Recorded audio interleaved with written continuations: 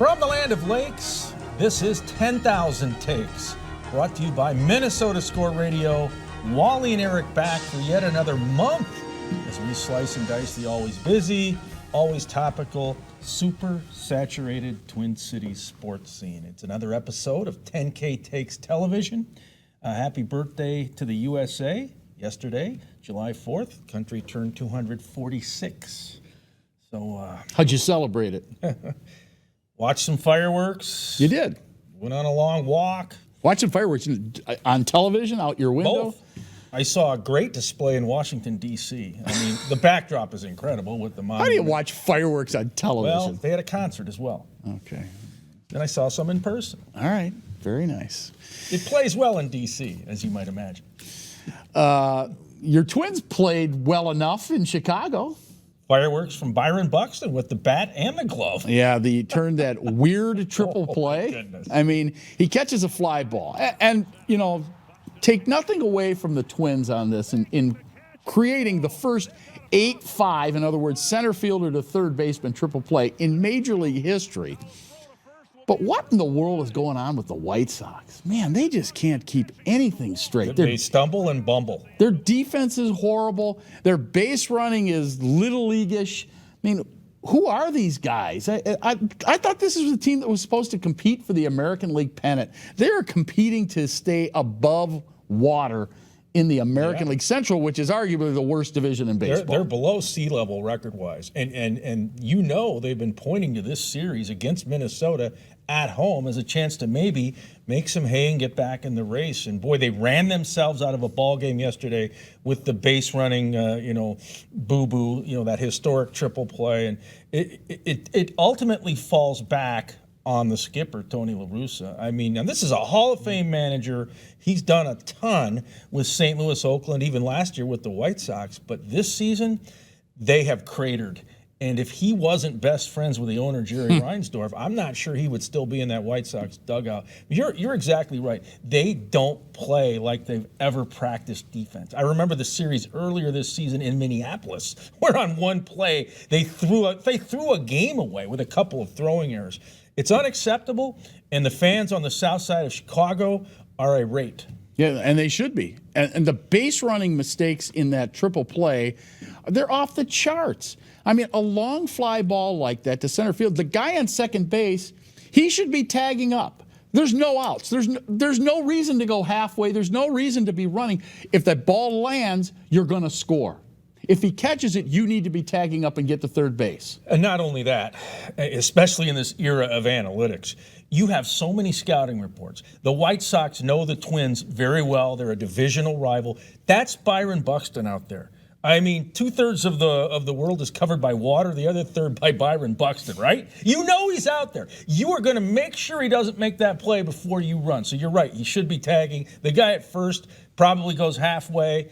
It's Buxton, for goodness sakes. He can make circus catches, and he does. Yeah, and it was a good catch. It wasn't like a spectacular catch, but it was a nice kind of over-the-shoulder running type catch. Great job by Buxton. And all he did is turn and throw it into the infield, and the White Sox were running around with chickens with their heads cut off. I mean, I couldn't believe it. It's just unbelievable. And then Buxton hits the home run, and they win the game in extra innings. And the Sox, they are a dumpster fire right now. Yeah, they really are. And Byron Buxton, I think he is going to be in that All-Star game later this month at Dodger Stadium. I was at Target Field Friday night. The Twins were involved in 4 straight walk-off games, 2 losses to your Guardians, and then they had 2 wins against Baltimore. The Friday win was ultra-dramatic because Buxton hit the 2-run walk-off tater. And that was the real fireworks show. Then they had the fireworks after the game like they do every Friday in the summer at trendy Target Field. Wow, that's a nice plug for the Twins there. They do. I like how you snuck that in. If you're a fan, go out on Fridays, stick around. You'll see fireworks. And Buxton, boy, we've talked about it before, but it's real. When he's on the field, you don't know what he's going to do. He can even look really bad in a couple at bats. Oh, yeah. But that third at bat, he may turn on a ball and goodbye. All right, you look at the Twins. First of all, they lost those last 2 to Cleveland. And I heard Dick Bremer say, let's get out of Cleveland. It was terrible the way that it ended, obviously. And then the wins over Baltimore. both walk-off wins. They didn't necessarily play that well. They pitched pretty well, but they didn't necessarily play that well. I mean, you're barely beating these teams. You lost to Baltimore on Sunday.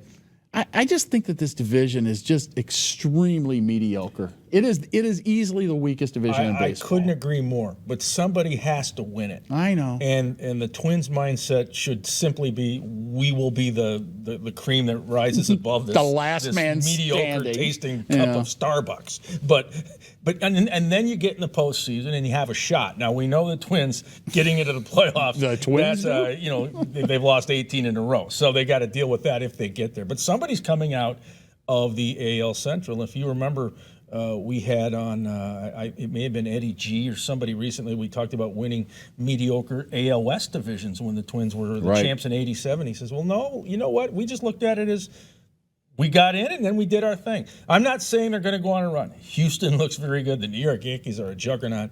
But somebody's going to win the division. Right now, it looks like the Twins. I still feel like the White Sox can make a run, but I don't know. They may just run themselves right into last place. Yeah, I just think that Cleveland is young enough and enthusiastic enough, and they do have enough pitching, particularly in the bullpen, that they'll hang in there. I think the Twins are the team to beat in the division, clearly. But once you get out of it, so look, this is how things are going to line up now in the postseason. Let's not forget that this has changed now. So now there's a first round. The top two teams get byes, okay? So that's going to be Houston and New York almost definitely, unless there's a collapse in either Houston or in the Bronx. Okay, so then everybody else has to play. So there's 3 wild card teams plus the winner of the Twins division, okay? The Twins will be playing one of those wild card games. And then if they win, they're going to get stuck playing the Yankees most likely. Yeah. And the Twins are probably going to go in with a similar record to the wild card teams. Now, I believe they'll garner home field because they win the division. Am I right? Or Correct. Is it based on record? No, and you get all 3 games, if there are 3, at your place. So there's no back and forth. There's a huge incentive in that opening round. Right. In the opening round. It still doesn't mean they're going to win a playoff series. That's to be determined later. But yeah, and you're looking at Toronto, Tampa Bay, Boston, solid teams in the AL East. Cleveland probably is going to be in the chase. And then out west, I don't know. Do the LA Angels make a run? Texas? Who knows? I doubt it. Yeah. I doubt it. Well, all right. We're going to take a stroll down the mighty Mississippi River here in a few minutes. Eddy Harris is going to join us. He's canoed the muddy Mississippi twice, written a book, done a video on it. So we'll talk to Eddy. Coming up, 10K Takes, your Twins tickets. I've been meaning to give you these for many years. I think they're perfect.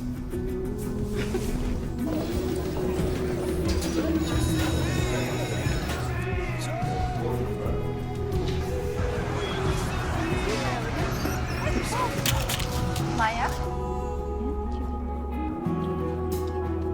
Oh, I love your earring. Why didn't you try these? It isn't just about vision. It's about care. Nobody cares for eyes more than Pearl.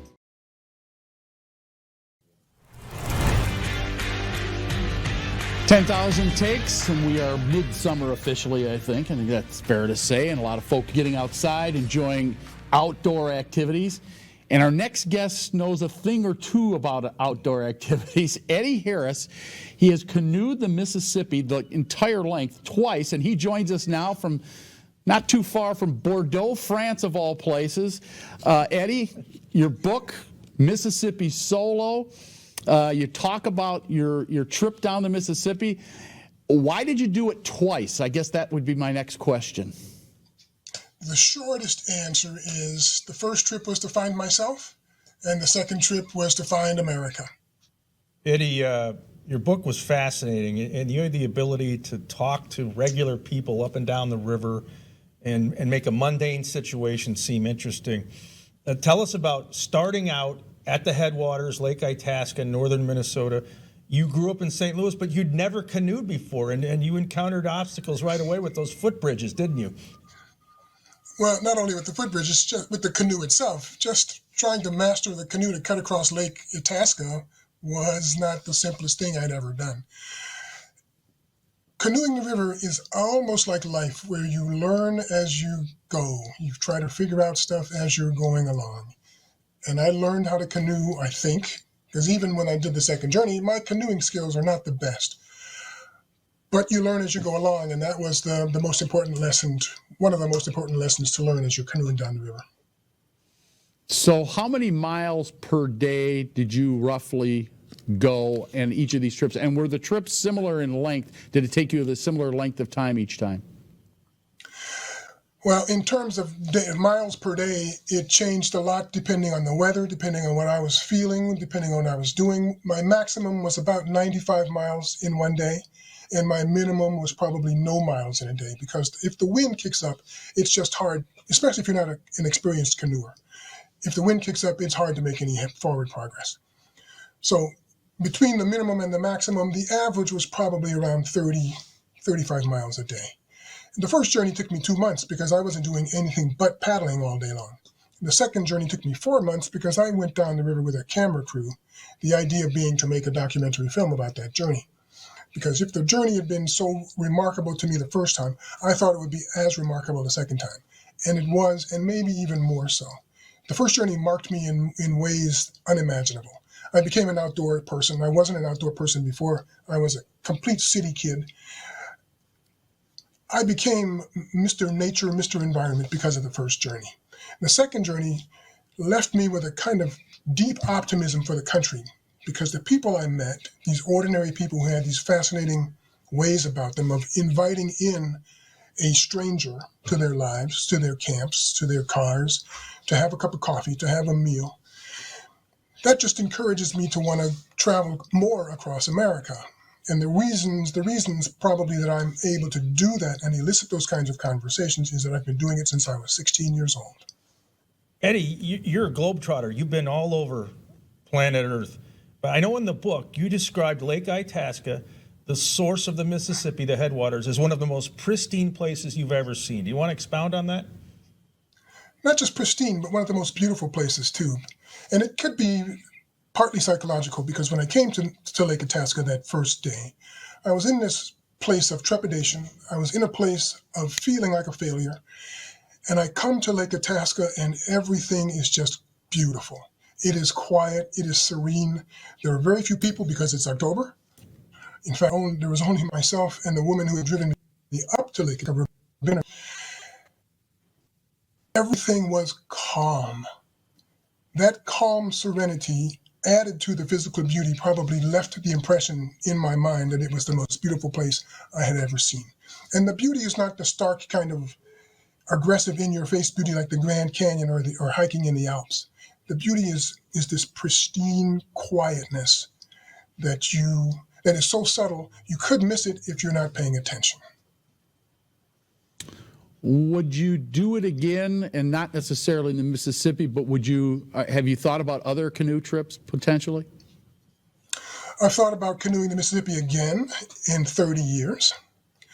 I think about canoeing the Boundary Waters. I've got a buddy in Denver who wants to canoe with me someplace, and we've talked about canoeing the Boundary Waters. I also have some limited experience canoeing rivers in France, and so probably if I tackle another river soon, it will be a small river in France.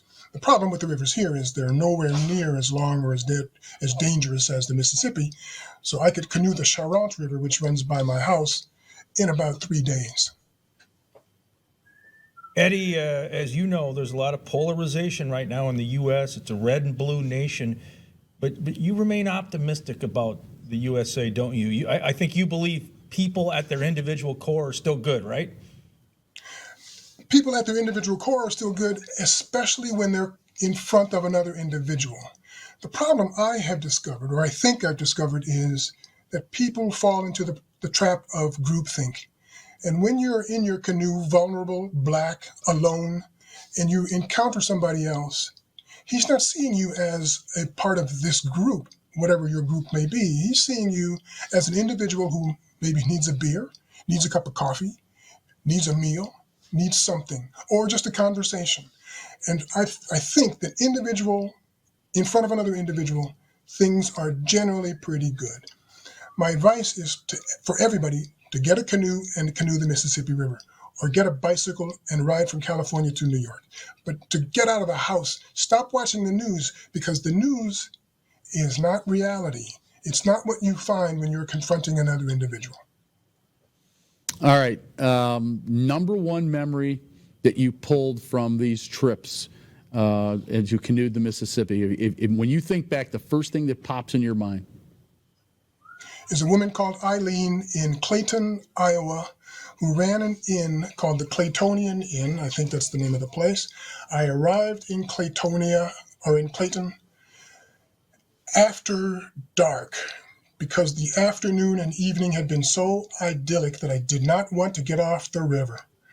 I come to this town, which is right in front of me. The river makes an almost 90-degree turn going into this town. And I decided I was going to go into town and see what I could find. If there was a hotel there, I wouldn't have to pitch my tent. I would just grab a bed, grab some shut-eye, and life would be good. There's a woman, Eileen, an old woman, an old white woman, about 2 feet tall. She's in the kitchen cooking. I can see her through the window. I knock on her door, and the first thing I said when she answered it was, "What's for dinner?" She answered without missing a beat, "I'm making soup." We had a little conversation. She opened up this room for me because the place was closed for the season. She opened up a room. She negotiates the price down all by herself. She asked me if I was alone. She cut the price. She asked me if I was going to have breakfast. She cut the price. She gave me this room. She gave me the soup. She gave me drinks. She gave me popcorn. It was the most splendid, unexpected encounter I think I had during both journeys. And she, small, white, old, greeted me as if she was expecting a tall black man to come off the river every day. That's the kind of encounter I think we should all have if we get out of the house and meet our neighbors and meet a stranger. Quickly, Eddie, tell the story about being on the Mississippi and then going into Lake Bemidji and losing your canoe. You thought it was stolen, but you later found out it wasn't. Yeah, that's my canoeing experience. I paddled into Bemidji and I was going to go get something to eat. I left my canoe at the shore of the lake, and when I came back, the canoe was gone. My first thought, of course, being a city kid, somebody stole my canoe. A woman in a pickup truck, her name was Emily. She drives by, she sees me, and maybe she just came to talk to me. I'm not sure she didn't think I was looking for my stolen canoe. She explained to me that people in Minnesota don't steal. So she put me in her pickup truck, and we drove along the shore, and sure enough, we found the canoe. My inexperience was such that I never thought to tie the canoe up. I just left it there, not thinking that waves were going to come and carry it into the water and then carry it downstream. Good stuff. So another memory saved by a woman. Wow.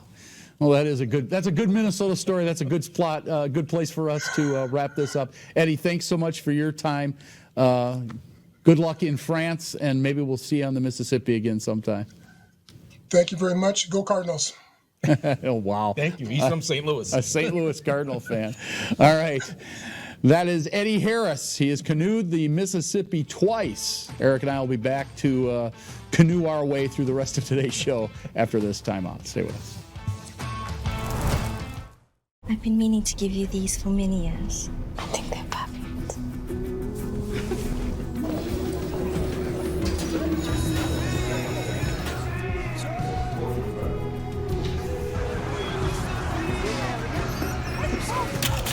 Maya? Oh, I love your earring. Why didn't you try these? It isn't just about vision, it's about care. Nobody cares for eyes more than Pearl.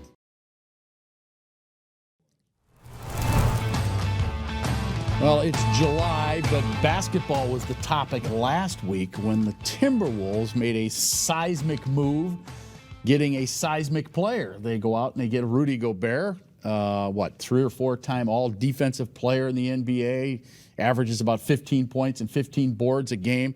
I mean, this is the kind of player that can move your guy Karl Anthony Towns from the 5 to the 4. So now they have their own version. I guess it's the Twin Cities Twin Towers, right? Yeah, it's the U.S. Bank building in the IDS Tower. Well, it all sounds good. Rudy Gobert is a 3-time Defensive Player of the Year with the Utah Jazz, so he knows how to defend. You can't win a title if you can't play defense, so that's a definite step up.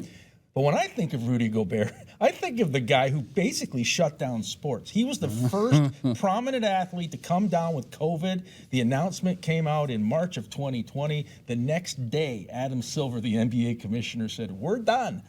And all the dominoes fell, the NHL, NCAA, MLB, and on it went. So he was obviously a lot since have contacted COVID, but hopefully he will be ready to go with the T-Wolves. Wasn't he the one that kind of like spit at the crowd or whatever? He was very cavalier about it. Ooh, boy, that didn't go over very well back in the day. No. The other thing that might not go over very well is if he gets hurt, because the capital that they gave up to get Rudy Gobert, you give up Patrick Beverley, Jared Vanderbilt, Malik Beasley, your number 1 pick, Walker Kessler. You also give up Leandro Bolmaro. So you give up 5 players plus 4 first-round draft picks to get this guy. So if anything happens to this guy, you've got nothing, and you're looking in the rearview mirror thinking, what in the world did I do? They may as well have given the Jazz the rights to the Mall of America. I mean, they gave away everything. You're right.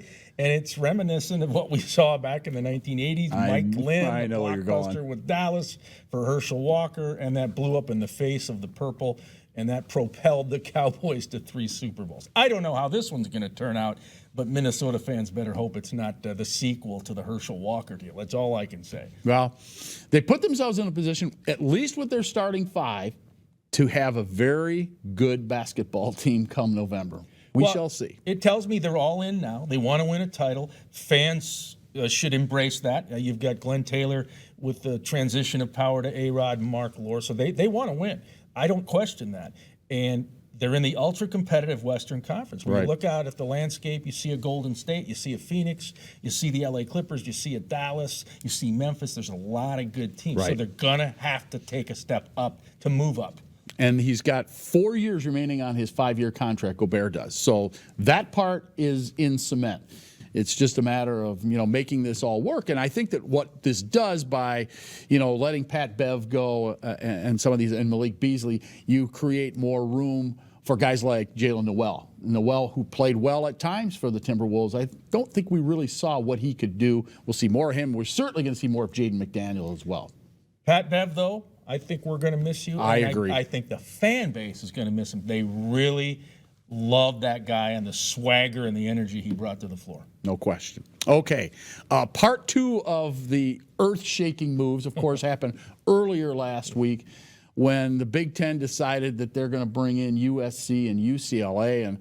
And, again, I guess you just never know what's going to happen in sports. But USC and UCLA in the Big Ten, my, oh, my. How things have changed. That was a jolt out there in earthquake country out in SoCal. And look, those are great brands, USC and UCLA, but I don't like it. It's all about just following the money and getting a huge TV market. Now the Big Ten is coast to coast. You have the New York City market, you have Chicago, you have Los Angeles, and you have a lot of other big ones in between, including the Twin Cities. What it does, though, and I don't know where Washington's going to land. That's Seattle. That's the TV market there. Arizona State is Phoenix. Stanford and Cal are the San Francisco, Oakland Bay Area. They're going to land in the SEC or the Big Ten. That would be my guess. It's squeezing out your Washington States, Pullman, Washington, flyover land, right? Arizona's in Tucson, Oregon State's in Corvallis.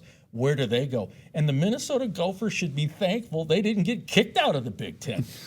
I'm not sure they belong in this power conference. Where are they going to rank? Yeah, and I think you're right about one thing. I think that the Big Ten isn't done. I think that this is going to go up probably up to 20 teams, and they may bring in Washington or Cal or Stanford or all of the above. That would not surprise me at all because, look, they got to have some dance partners out there too, don't they? And look, you can't. I mean, you can because the money is just astronomical. But USC and UCLA, playing these games that'll start at 9 a.m. in some cases in the Pacific time zone. I mean, at least give them Stanford and Cal where you can just go up the coast and have a normal kickoff time. So the dominoes will keep falling, and the Gophers are a part of this super conference. I guess they should be thanking their lucky stars. Yeah, I just think that the one thing in college sports, particularly college football and basketball to a certain degree, is rivalry. And I just don't know, if you don't have regional rivalries, if you don't have historic rivalries, so you've lost out on two things. There's nothing regional about this, obviously, and there's nothing historic about these, about playing USC playing Rutgers or UCLA playing Northwest. I mean, none of this makes any sense to me beyond the dollars. Obviously, that's what it's all about. You're right on the button, and it's a turnoff. And I wonder if there will be fallout. For me, it's a turnoff. You know, I just think, you know, this is getting to the point of, you know, we know it's always been about the money, right? Well, this is like they're not even trying to hide it. No. They're not even trying to pretend that it's about academia and student athletes. They are just chasing the dollar, and college football is a cash cow, as is college hoops. Yeah, for sure. All right, one segment to go, and that will be Takes of the Day. Stay with us. You are watching 10,000 Takes, your big 20 ticket, I guess, now. I've been meaning to give you these for many years. I think they're perfect.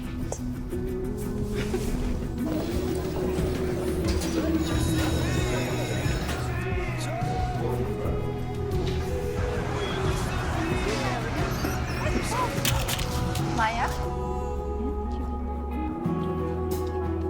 Oh, I love your earring.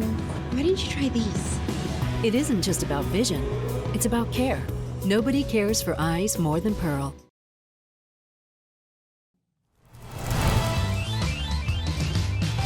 10K Takes, the television show. Well, will Wally provide some post-4th of July fireworks with his take of the day? Cranky Yankee, angry American, giddy Uncle Sam, or a grumpy Guardian? What are you today? Giddy Uncle Sam. Well, actually, this is July 5th related.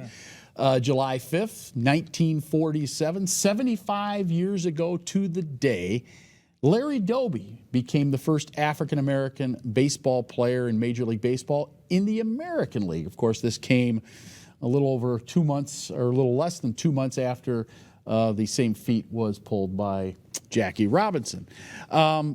So it is being recognized by Cleveland, by the team formerly known as the Indians. But your guy, Rob Manfred, refused to let them wear the number 14 on the day. That was Larry Doby's number. Come on, Rob. This is a no-brainer. They didn't ask all of Major League Baseball to wear it. They just wanted Cleveland to wear it. The team formerly known as the Indians. They wanted to wear the number 14 in recognition of Larry Doby breaking the color barrier in the American League. And he was significant. He was a significant part of their 1948 World Series, the last time they won the World Series. Rob Manfred, you have done some stupid things, but this is right up there among the dumbest.